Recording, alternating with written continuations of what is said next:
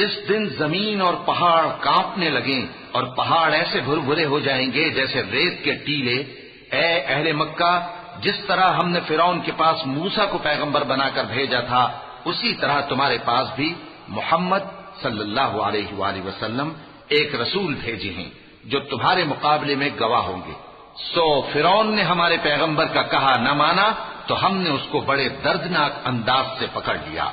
اگر تم بھی ان پیغمبر کو نہ مانو گے تو اس دن سے کس طرح بچو گے جو بچوں کو بوڑھا کر دے گا، جس سے آسمان پھٹ جائے گا۔